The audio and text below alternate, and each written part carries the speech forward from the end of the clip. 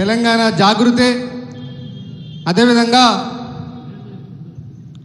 పూలే front ఆధ్వర్యంలో ఇందిరా పార్కులో చేపడుతున్న మహాత్మా జ్యోతిబా పూలే విగ్రహాన్ని రాష్ట్ర అసెంబ్లీలో పెట్టాలనే ఏకైక దీక్షతోని ఈ కార్యక్రమానికి ముఖ్య అతిథిగా వచ్చిన పెద్దలు నిరంతరం పేద ప్రజలకు అండగా అనేకమైన సామాజిక ఉద్యమాలకు ప్రేరణిస్తూ ముందు వరుసలు ఉంటూ వారికి అండదండగా ఉంటున్న మన నాయకురాలు మాజీ పార్లమెంటు సభ్యురాలు ఎమ్మెల్సీ అక్క కల్వకుంట్ల కవితక్క గారికి, అదేవిధంగా వేదిక మీద ఉన్న పెద్దలకు ఎమ్మెల్యే గారు ముఠా గోపాల్ గారికి, శివన్న గారికి, గట్టు రామచంద్రన్న గారికి, అదేవిధంగా మిగతా వాళ్ళందరూ కూడా పేరు పేరున ప్రత్యేకంగా ధన్యవాదాలు తెలియజేస్తూ ఉన్నాం. ఇవాళ కవితక్క చేస్తున్న పోరాటం తెలంగాణ ఉద్యమంలో ఒక తెలంగాణ రాష్ట్రం ఒక్కటే కాదు, సామాజిక తెలంగాణ సాధ్యం అయితేనే అది అని బలంగా నమ్మిన నాయకురాలు ఇవాళ కల్వకుంట్ల కవితక్క. అందుకనే ఆనాడు ఉమ్మడి రాష్ట్రంలో రాష్ట్ర శాసనసభలో గాంధీ విగ్రహం పక్కన బలహీన వర్గాల కోసం, వర్గాల కోసం, దళిత బహుజనుల హక్కుల కోసం, మహిళల కోసం తన జీవితాన్ని ధారపోసిన డాక్టర్ బాబాసాహెబ్ అంబేద్కర్ గారి విగ్రహాన్ని కూడా రాష్ట్ర శాసనసభలో ఉండాలని చెప్పి ఉమ్మడి రాష్ట్రంలోనే పోరాటం చేసి ఉమ్మడి రాష్ట్ర ప్రభుత్వం మెడలు వంచి విగ్రహాన్ని పెట్టించిన నాయకురాలు మన కల్వకుంట్ల కవితక్క. ఇవాళ అదే స్ఫూర్తితోని, అదే ధైర్యంతోని ఇదే శాసనసభలో అంబేద్కర్ గారికి స్ఫూర్తినిచ్చిన నాయకుడు మహాత్మా జ్యోతిబా పూలే గారి విగ్రహం కూడా ఖచ్చితంగా ఈ శాసనసభలో ఉంటుందని చెప్పి ఇవాళ అదే పట్టుదలతోని ఇవాళ ఇందిరా పార్క్లో ధర్నా చేస్తున్న మనందరి కోసం, మన హక్కుల కోసం, మన ధైర్యం మన కోసం ధర్నా ఇస్తున్న మన నాయకురాలు కల్వకుంట్ల కవితక్క అని చెప్పి ఈ సందర్భంగా సగర్వంగా చెప్పదలుచుకున్నా. కొంతమంది మాట్లాడచ్చు బీసీ రిజర్వేషన్ల గురించి, కల్వకుంట్ల కవిత గారికి ఏం సంబంధం అని చెప్పి మాట్లాడచ్చు. పూలే విగ్రహాన్ని ఏర్పాటు చేయాలని చెప్పి కల్వకుంట్ల కవిత గారికి ఏం సంబంధం అని చెప్పి ఇవాళ మాట్లాడచ్చు.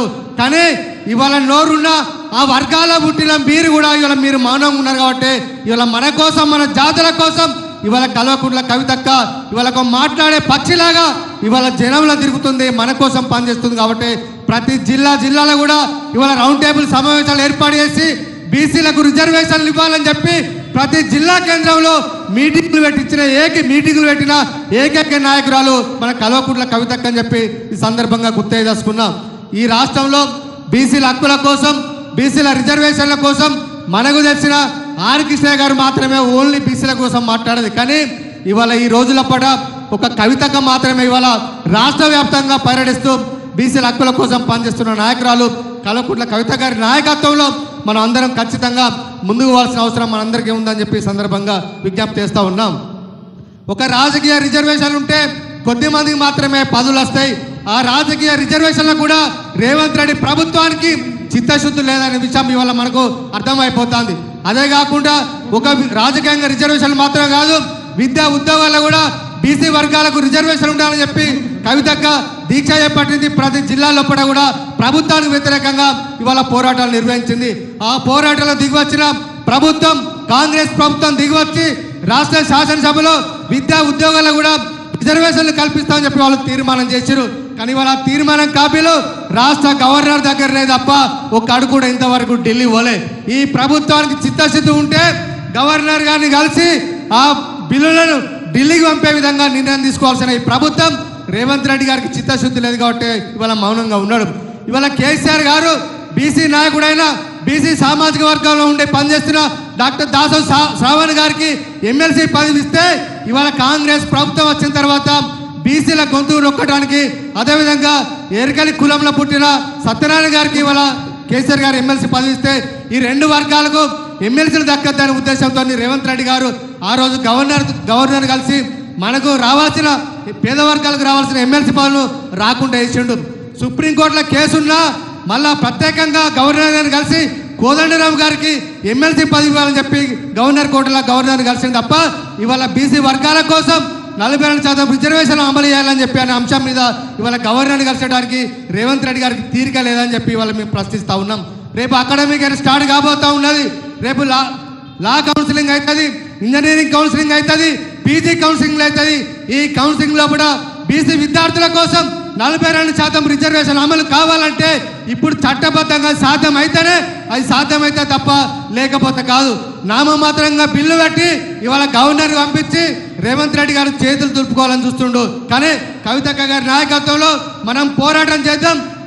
వచ్చే అకాడమిక్ సంవత్సరంలో పాటే ఈ విద్యారంగంలో రిజర్వేషన్ అమలు కోసం కూడా పూల విగ్రహ సాధన ఏర్పాటు కోసం కూడా మనం కవితక్క గారి వెంట నడవాల్సిన అవసరం మనందరి మీద ఉందని చెప్పి ఈ సందర్భంగా విజ్ఞప్తి చేస్తా ఉన్నా. ఇవాళ కవితక్కను చూస్తే ఈ దేశంలోని పేద వర్గాల కోసం, బీసీల కోసం మొరార్జీ దేశాయ్ ఎట్లా పనిచేస్తుండో ప్రధానిగా ఇవాళ కవితక్క లోపల ఒక మొరార్జీ దేశాయ్ కనిపిస్తూ ఉన్నాడు. అదేవిధంగా తన సీటును కూడా ప్రణంగా పెట్టి వీపీ సింగ్ గారు ప్రధానమంత్రి త్యాగం చేసాడు. అలాంటి వీపీ సింగ్ గారు ఇవాళ మనకు కవితక్కలో కూడా కనిపిస్తున్నాడు. కాబట్టి ఇలాంటి కవితక్క గారి నాయకత్వంలో మన వర్గాల కోసం మనం అందరం కలిపి మనం ముందుకు నడిచి మన హక్కుల సాధన కోసం అందరం పనిచేయాలని చెప్పి కోరుకుంటూ నాకు ఈ అవకాశం ఇచ్చిన మీ అందరికీ ప్రత్యేకంగా ధన్యవాదాలు. జై తెలంగాణ, జై పూలే, జై కేసీఆర్, జై కవితక్క, జై బీసీ. ధన్యవాదాలు గెలు శ్రీనివాస్ యాదవ్ గారు. ఇప్పుడు ఉస్మానియా యూనివర్సిటీ విద్యార్థి నాయకులు ఎల్చల దత్తాత్రేయ గారిని మాట్లాడవలసిందిగా కోరుతా ఉన్నాం. Thank you.